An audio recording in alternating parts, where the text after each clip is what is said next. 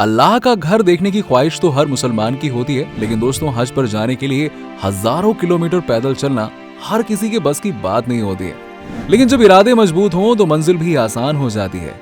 ऐसे ही नेक और मजबूत इरादा लेकर हज के लिए निकले केरल के शिहाब छोतूर। लेकिन दोस्तों क्या आप जानते हैं कि कौन है ये शिहाब छोतूर जो पैदल मक्का मदीना जा रहे हैं? 11 महीने की जद्दोजहद के बाद मदीना पहुंचे शिहाब छोतूर। सऊदी अरब के रेतीले रेगिस्तान में हुई असली परीक्षा। किस दिन करेंगे हज? क्या वापस भी पैदल लौटेंगे शिहाब? कहीं मिला माइनस टेम्परेचर तो कहीं चिलचिलाती धूप में किया सफर। कई मुश्किलों से लड़कर मदीना पहुंचे शिहाब छोतूर। तो दोस्तों अगर आप भी शिहाब छोतूर के बारे में पूरी जानकारी जानना चाहते हैं तो वीडियो को पूरा लास्ट तक जरूर देखिएगा। भारत देश एक बहुत ही अद्भुत देश है, क्योंकि भारतीय लोग हर बार कुछ न कुछ अनोखा और नया नया रिकॉर्ड बनाने के लिए नई नई एक्टिविटी करते रहते हैं। जैसे खाने का रिकॉर्ड, दौड़ने का रिकॉर्ड और सबसे ऊंची पहाड़ी पर चढ़ने का रिकॉर्ड। इस तरह भारत में अलग अलग समय में रिकॉर्ड बनते रहते हैं। और आज आपके सामने एक ऐसे ही अद्भुत इंसान की कहानी पेश करते हैं हम, जिन्होंने 8600 किलोमीटर पैदल हज यात्रा करने का रिकॉर्ड बनाया। 2 जून 2022 ये वो तारीख है जब केरल के शिहाब छोतूर अपनी पीठ पर बैग लेकर हज की यात्रा के लिए निकले थे। तब इनको इस बात का अंदाजा भी नहीं था कि इस सफर में इनको कितना संघर्ष करना होगा, कितनी मुश्किलों का सामना करना पड़ेगा। लेकिन फिर भी इनकी जिंदगी का सबसे बड़ा सपना था पैदल हज यात्रा करने का, और इसी सपने को लेकर इन्होंने 8600 किलोमीटर तक का सफर तय किया। शिहाब के इस सफर में कितनी मुश्किलें आई हैं ये बताएंगे, लेकिन उससे पहले जानेंगे कौन है शिहाब छोतूर। शिहाब छोतूर का जन्म 11 अप्रैल 1993 में भारत के राज्य केरला में हुआ था। इस समय इनकी उम्र 30 साल है और इतनी सी ही उम्र में इन्होंने भारत से मक्का मदीना तक पैदल चलकर हज की यात्रा की है। तो आपको बता दें कि शिहाब छोतूर की शादी हो चुकी है और इनकी एक छोटी सी बेटी भी है। इसी के साथ ही इनके परिवार में एक भाई और एक बहन भी है। शिहाब छोतूर प्रोफेशनल तौर पे एक डॉक्टर हैं और साथ ही साथ एक अच्छे सिंगर और यूट्यूबर भी हैं, क्योंकि शिहाब को गाना गाने का बहुत शौक है और वो अपनी भाषा के अलावा हिंदी गानों को भी बहुत पसंद करते हैं और ये कई सिंगिंग कॉम्पिटिशंस को भी जीत चुके हैं। शिहाब छोतूर पहले भी 6 साल सऊदी अरब में रह चुके हैं। जब वो सऊदी अरब में रह रहे थे तब बचपन में शिहाब ने अपने बड़ों से सुना था कि पहले के जमाने में लोग पैदल ही हज यात्रा किया करते थे, तभी उन्होंने पैदल हज यात्रा करने का फैसला कर लिया था।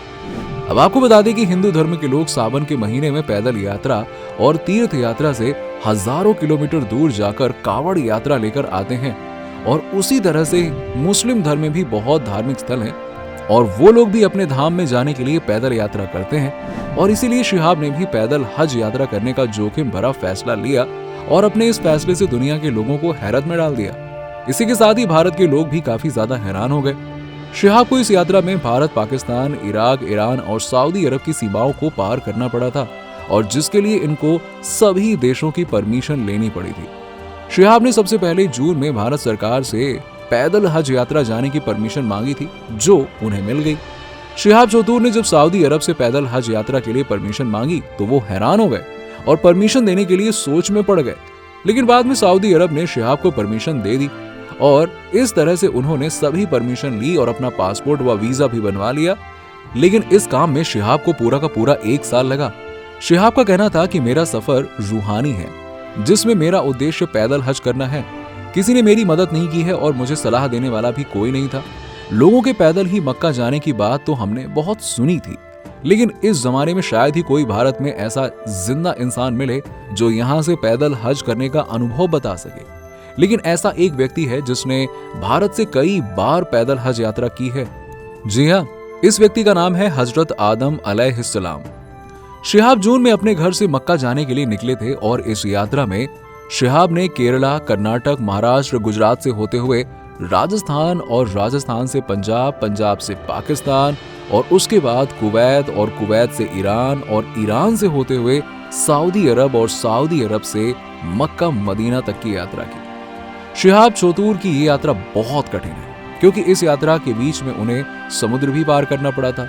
और शिहाब के अनुसार उनके लिए ये बहुत ही बड़ा सवाल बना हुआ था कि शिहाब फरवरी 2023 के महीने में मक्का पहुंच पाएंगे या फिर नहीं।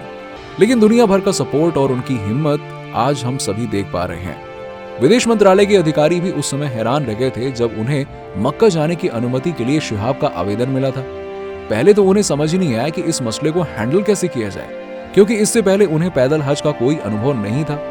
आखिरकार विदेश मंत्रालय ने शिहाब की यात्रा के लिए हरी झंडी दे दी और हज के लिए निकले शिहाब का मालाबार ने कई जगहों पर हीरो की तरह शिहाब का स्वागत किया। जब शिहाब चली आम पहुंचे थे तब सैकड़ों लोग उनका स्वागत करने के लिए जमा हो गए थे। कई ब्लॉगर्स उनकी यात्रा का प्रचार कर रहे थे क्योंकि शिहाब 21वीं सदी में भारत से पैदल हज यात्रा करने वाले पहले इंसान हैं। दिन में कम से कम 25 किलोमीटर चलने का इरादा रखने वाले शिहाब थोड़ा सामान अपने साथ ले जा रहे हैं ताकि सफर में कोई परेशानी ना हो। उनका कहना है कि भारत छोड़ने के बाद अनजान इलाकों की यात्रा शुरू होगी जो बेहद मुश्किल, जोखिम और तकलीफों से भरा होगा।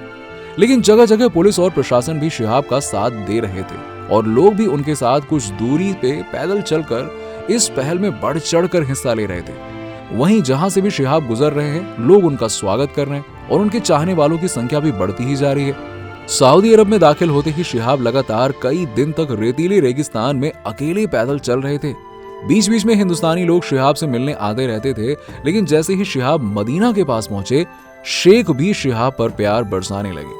शिहाब को कई तस्वीरों में सऊदी अरब के शेखों के साथ देखा जा सकता है और मदीना पहुंचने के बाद शिहाब चौतुर भावुक हो गए क्योंकि उनकी जिंदगी का सबसे बड़ा सपना पूरा हो गया था। मदीना पहुंचने के बाद शिहाब खूबसूरत नजारे को देखते रह गए थे। इसी साल जून के अंत में मक्का में हज होना है और शिहाब अभी हज करेंगे और अपने सफर में शिहाब ने कई चुनौतियों का सामना किया।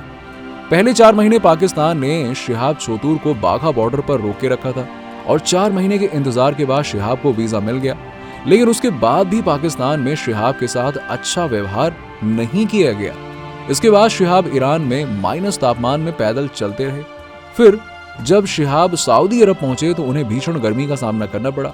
शिहाब रोजे के बाद भी पैदल ही चलते थे। शिहाब ने ये सारी तैयारियां 1 साल पहले ही शुरू कर दी थी और शिहाब रोज 30 किलोमीटर पैदल चला करते थे और उस तैयारी के बाद शिहाब 8600 किलोमीटर का सफर तय कर पाए।